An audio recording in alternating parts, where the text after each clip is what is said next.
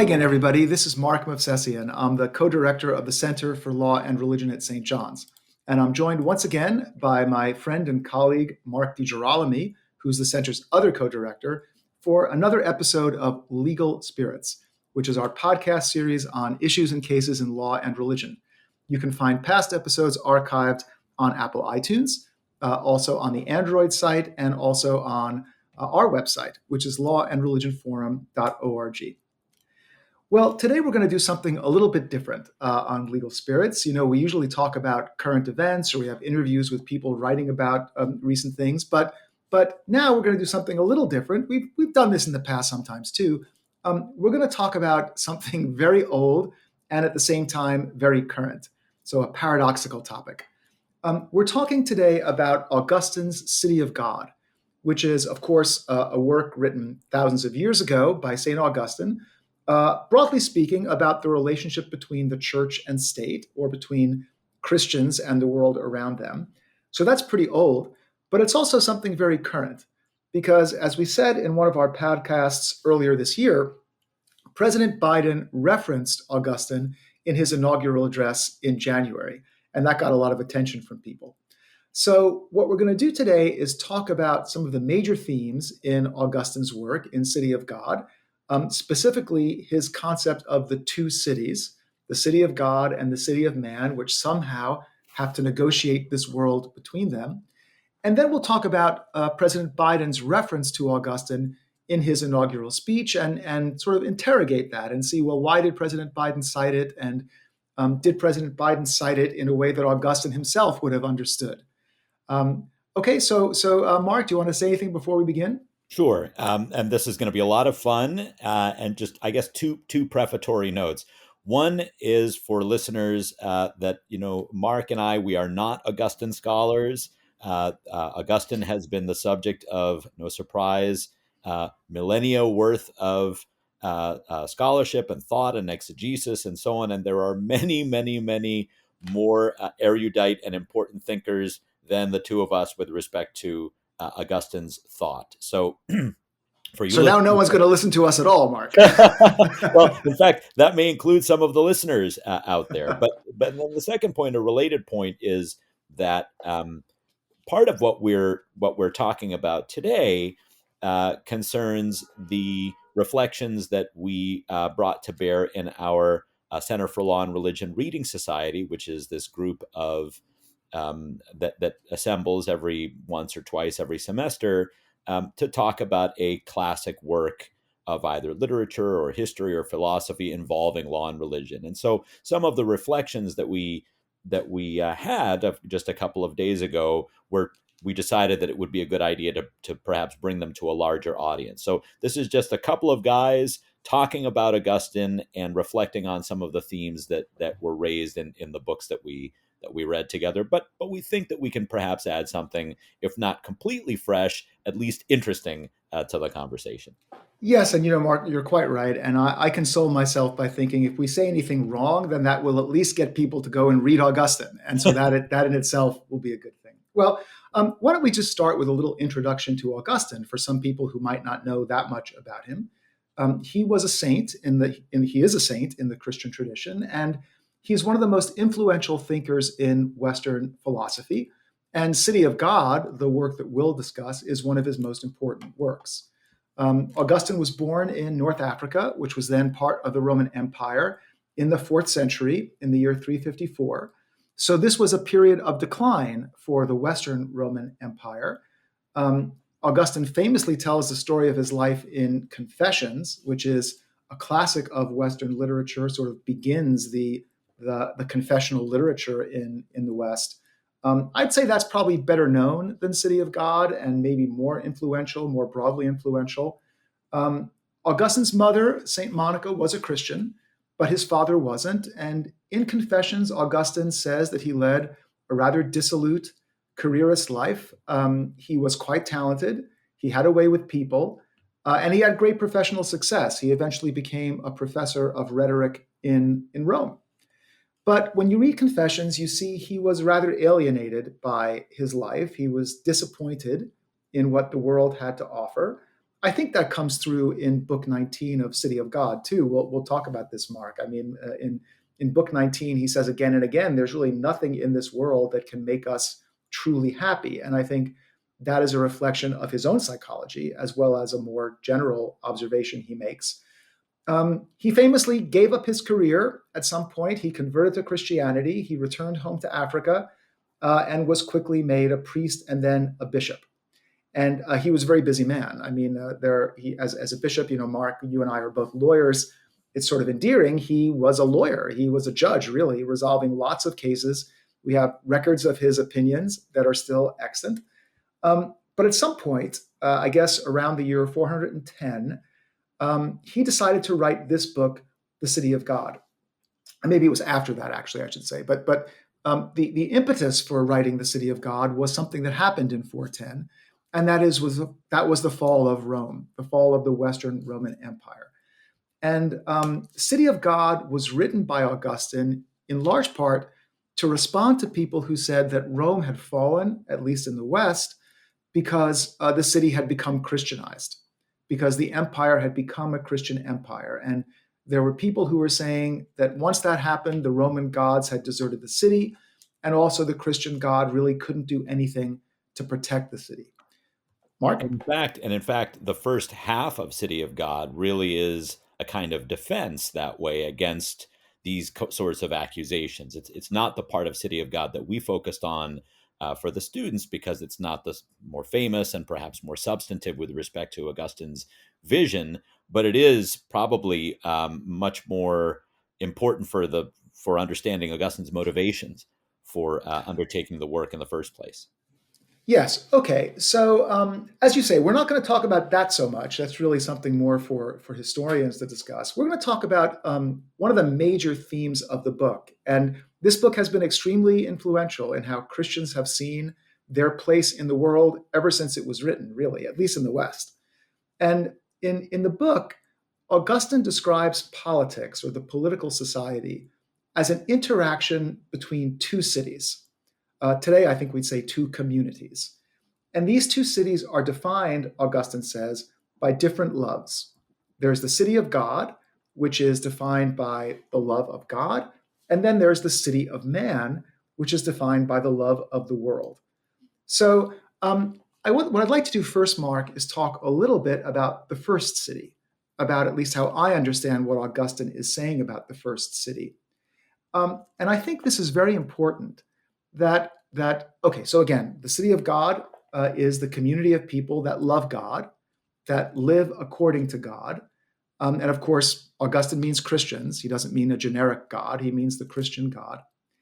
And I think it's very important to understand, if you want to understand Augustine, to understand that he sees the city of God as a community of pilgrims. He says it again and again that Christians are sojourners in this world, that the city of God is comprised of pilgrims. And, what's the important thing about pilgrims? What's the characteristic of pilgrims? They're not home. They're traveling. They're on the road. They don't really fit in where they are. They are strangers. In addition, pilgrims have to bear hardships. In fact, the hardships are often part of the pilgrimage, a test that the pilgrims must endure if they have to make progress. And to my mind, this is really essential to understand about Augustine, that he sees Christians essentially as strangers in a political society. Christians are just passing through, they're trying to get to their eternal home. They're aliens. They're aliens. Alienage from this life is an essential part of the Christian condition. Now, that's not original to Augustine. Those people who know the New Testament will recognize many of these references from the letter to the Hebrews, in which the author repeatedly compares people of faith to a separate city, pilgrims in this world. And I'm not going to quote all the passages. I think some of our listeners will know them.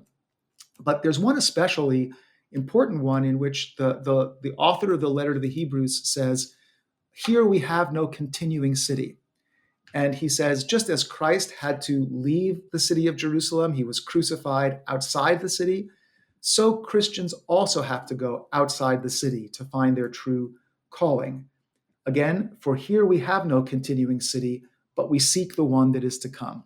So I think that's where I'd begin understanding Augustine, that Christians are apart, are aliens. What do you think, Mark? Well, so this is very interesting, and actually, I quite agree actually with the basic reading and interpretation of the idea of the two cities and the idea of Christians as pilgrims. And in fact, one can trace in modern theology the influence of this kind of idea in such great thinkers as Stanley Hauerwas and others who have really picked up on the idea of Christians as strangers, as aliens to any given political community.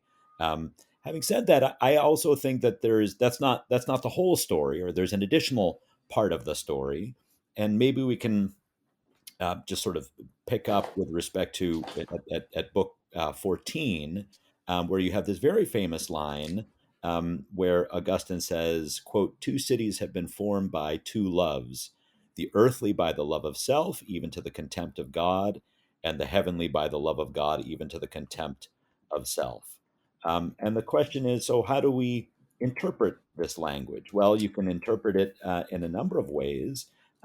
There's a wonderful book by Miles Hollingworth, An Intellectual History of Augustine, where he says, from its inception, Christianity had always had to negotiate the ancient expectation that religion and politics should form a single piece. So, in addition to, I would think, in addition to the idea of Christians as pilgrims, there's the kind of basic idea in American law of the separation of church and state. So both the idea that individual people have this kind of dual, um, almost like a magnetic needle on a compass, oscillating between the two poles is the way that Hollingworth puts it. It sort of quivers between the poles, between the earthly city and the heavenly city, and individuals have the power on the basis of the power to choose of human choice, one or the other city, but also as a society. The idea that these are separate societies, the society of God and the society of humanity. Um, well, so if people are free to choose the city that they love, which city will they choose? Well, the Christian Augustine says should choose to love the heavenly city, and that was in fact the problem for Christians in Rome. That Christian citizens were not trustworthy because the Christian was liable to choose the wrong city.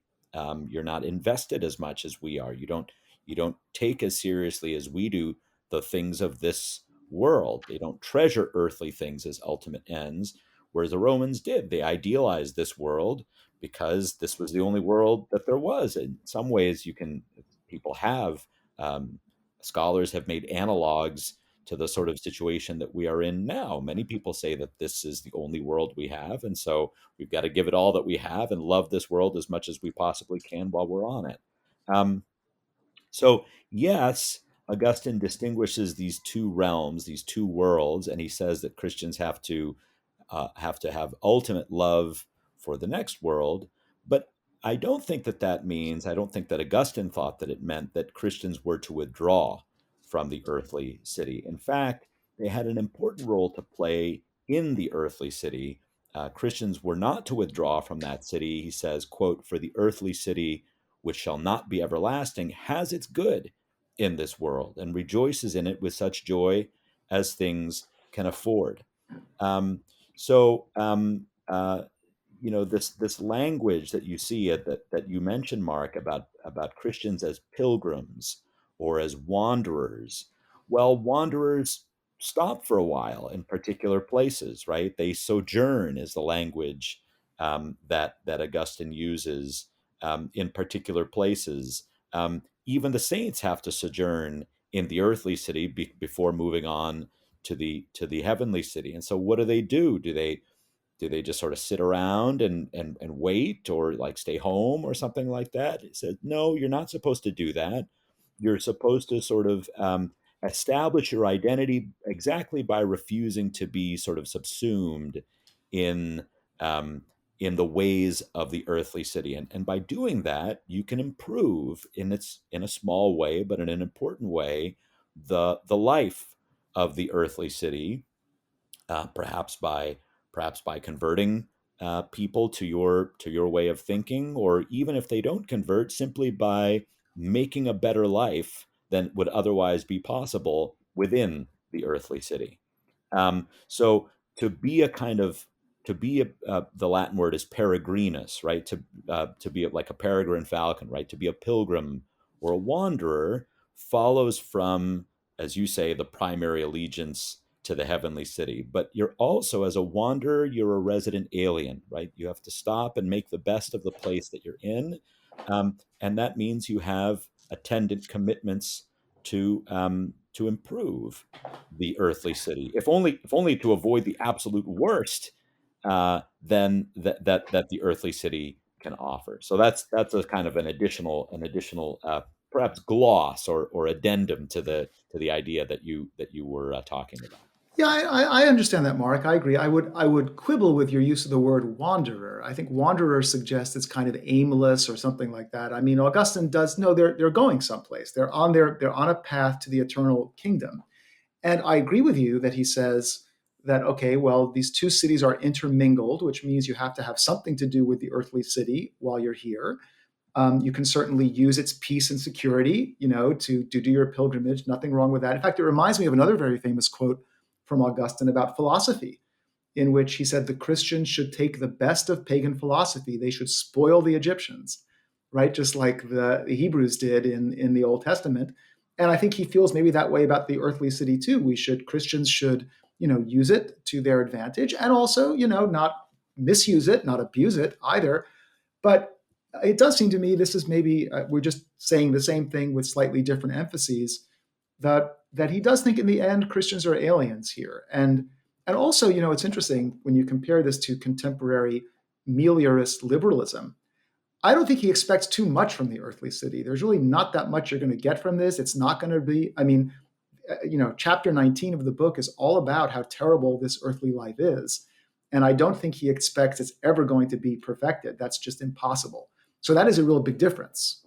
A very big difference. I agree, and a big difference in 19. He talks a great deal about Stoic philosophy, and about philosophy of the classical world, of the ancient world more broadly. And he has some very harsh words for it. He has some harsh words that, that people that think that virtue, for example, the sort of Aristotelian ideas about virtue as the ultimate end or the ultimate human excellence, that these people are essentially fools, that they have mistaken the ultimate end, and look at all of the terrible things that happen to people, happen to their bodies, that happen to their minds. It leads them to all kinds of excesses and so on. Still, I think there is a kind of sense in even in Book 19, as dark as it is, that that it's almost properly chastened, let's say, properly contained, and with the right sort of perspective. These are the ideas of the ancients, are the best that sort of the best that humans have to offer, who are who don't see this other world, who are haven't and it, Mark, as I'm talking, it reminds me a little bit of Dante, right? If you think about Dante and the way that he constructs his Inferno, there's the initial circle there, right? Which is just the circle of the. I mean, there are a lot of fantastic, very important and interesting classical thinkers that get relegated to that sort of threshold circle of hell, before you really get into the really bad folks, right? So yes, right, they're in hell, right? They didn't make it, but it's perhaps not quite as horrible a hell as the place of Judas Iscariot and all the rest of them. So maybe we're talking about degrees here, but degrees, do agree, within an overall architecture of um, wretchedness. And, and of course, and just to circle back, this has been a very important idea in Western politics. I mean, church-state relations. That, okay, however you negotiate the boundaries, in some essential way, Christians are a separate community. I mean, maybe a duality, maybe it's not as harsh as complete separation, but and that is different from other civilizations which don't have this divide between the city of God and the city of man. There are other civilizations, other religions, which are much more unified in this way, in which government is part of the city of God. And at least in Augustine, I understand there's millennia of reflection on this. You see a real divide there, which I would argue goes right back to Hebrews and maybe even back to the gospel account of Caesar and God. Yeah, and Okay, now one other thought, yes, Mark, about this, because we actually didn't have time to raise this with the group, but there's a long discussion about justice in Book 19, and how the methods of the judge, to include torture and other sorts of, are both ineffective and show exactly the limits of human justice, of what human justice can accomplish. Even the best judges, the wisest judges, are susceptible of these failings. And it's not just, the specific coercive methods used by particular judicial systems. He thinks that this is a universal problem. It doesn't, if you avoid torture, let's say, are you going to avoid these problems? The answer is no. And I just wanted to read this quote from Oliver O'Donovan. He says, "We shall miss the point of this if we confine ourselves to observations of the barbarous laws of evidence which obtained in the late empire. For Augustine, it's a universal problem about judicial process everywhere.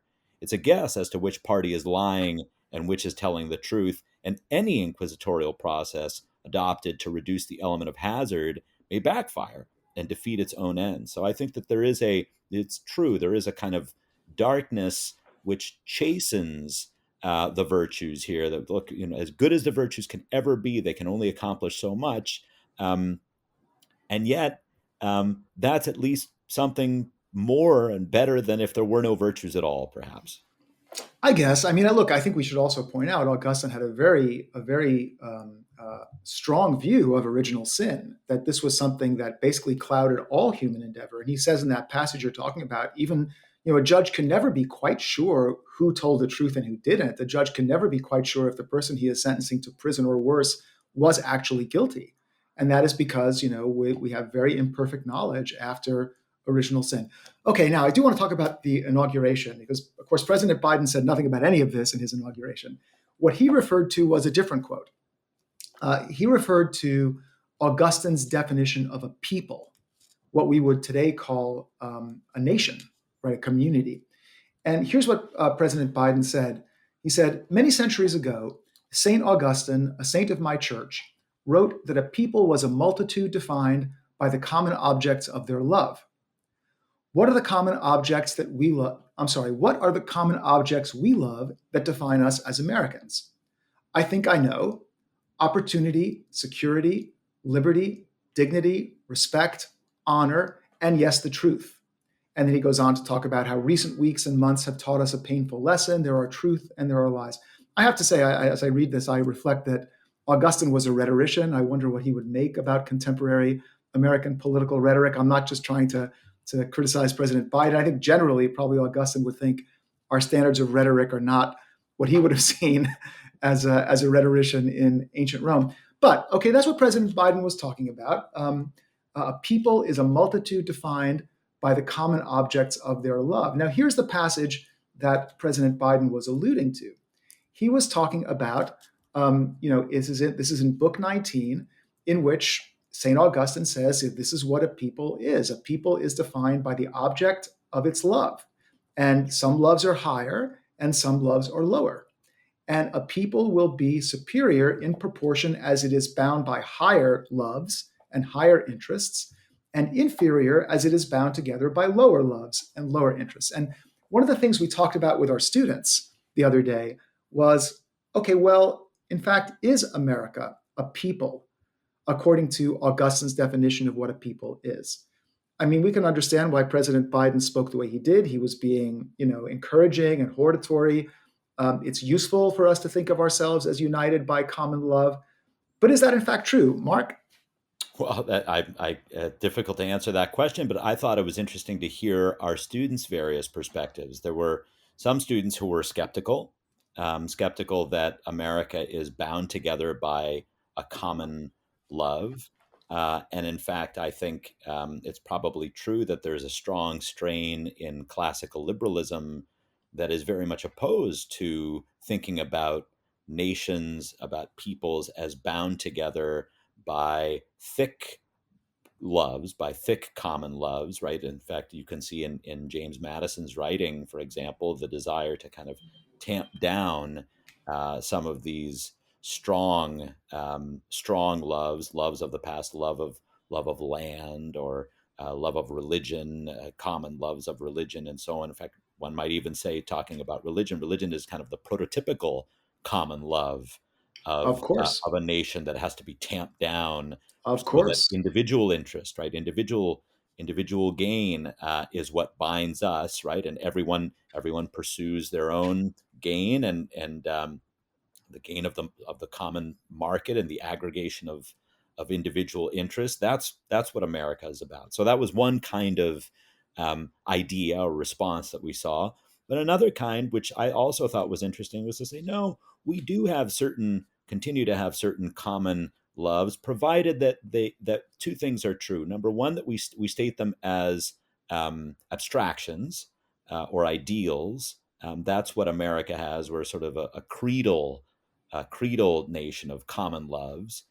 And number two, again, that we sort of don't we don't get into too many particulars about what that means concretely, so long as we state them as at that kind of general level in the way that President Biden did. So those are the sort of the two reactions that I saw. Mark, what did you see? I saw those reactions, and I have to say, I thought one of them was actually much closer to the truth than the other. I mean, to my mind, this is very anachronistic to look back to Saint Augustine and say, well, he defined a nation as a people committed to a common love, and that's just what we are in America today. Actually, our founding ethos is not that. Our founding ethos is much more akin to John Locke. And John Locke, if you remember, said government has nothing to do with these things that Augustine would think of as higher loves. Government is about protecting property and the indolence of the body and all of this kind of thing. It's not about big commitments and loves. And it seems to me that that's much closer to the way we Americans have understood things than Augustine is. That's how it seems to me. And also, even if Augustine is right, and even if that was our hope, that we would be united by common loves, it sure doesn't seem that way now. I mean, just think about the pandemic we're going through. I mean, you would think if there's one thing could unite people, it is the desire to end suffering and or minimize suffering and preserve health and whatever. And people are totally in disagreement about these things. Even our pandemic has become infiltrated by partisanship. You can sort of tell what somebody thinks depending on who he or she supported in the last election. And that certainly doesn't seem like common love. Yeah, and I think even one way to think about this is even the words that President Biden used to describe our common loves: liberty, security, the truth. I think these are radically contested ideas in a way that perhaps they were not in the past. Obviously, you're always going to have different ideas among a people about precisely what those abstractions, how they get sort of cashed out, or what they mean in a concrete way. But I think other than the words themselves, which I suppose people can still rally around something like security. It's better to be secure than to be insecure as a general matter, or to be free than not to be free. I think there's perhaps a great more disagreement today about what those ideals mean, and whether they are ideals in the first place, how they're to be balanced against other ideals that in the past. And that may be, as you say, as we've talked about, um, exactly because of the rejection of this Augustinian idea, which I should add, that too is not original to Augustine, right? These are fundamentally Aristotelian and even Platonic ideas about the nature of a polity, what a polity is and what it shares. So, as much as Augustine tries to get away from the philosophers, and to say that they aren't all that there is, and there is the next city, he tends to rely on them a lot, even in his own ideas about what it is that forms a polity. Um, Well, that comes back to his point about we should spoil the Egyptians, right? Let's take from the philosophers the best that they can give us, just like the Hebrews took all the jewels and the gold from Pharaoh and fled, right? That's just what we should do too. Let's take all the good stuff and leave the philosophers to the Red Sea. So look, and I want to say, look, I say none of this with enthusiasm. I mean, it probably would be good if we could find a way to unite ourselves as Americans, and maybe we can. But at the moment, as I say, it seems this is kind of an anachronism. I don't think this is the major stream in American political life or Western liberalism, and it's hard to see it right now. Now, of course, there are some people we have colleagues and friends who talk about replacing liberalism as the guiding force in the West, and maybe those people could look back to Augustine for support about, well, a nation really is, well, now we hear a lot about the common good, and that sounds a lot like common loves to me. Sure, and we hear a lot about the common good. We hear a lot about identity politics today. So it might be that that while the nation as a nation doesn't have common loves, perhaps individual groups within the nation have common loves in the way that Augustine was talking about, true views about the highest ideals and so on. And perhaps over time, those will constitute, or those will come to constitute the nation's loves, right? The nation's true loves. Yeah, very interesting. Well, that's all we have time for today. We hope, as Mark said, neither of us are experts here. We're just a couple of guys talking, but we hope at least we've raised some interesting issues for people to think about. And as I said, if we're wrong about any of this, then that will only encourage you to go and read Augustine, which is what you really should be doing. So thanks for listening. For now, this is Mark Movsesian and Mark DiGirolami for the Center of Law and Religion with another episode of Legal Spirits. You can find past episodes archived on Apple iTunes and Android, and also at our website, lawandreligionforum.org. See you next time.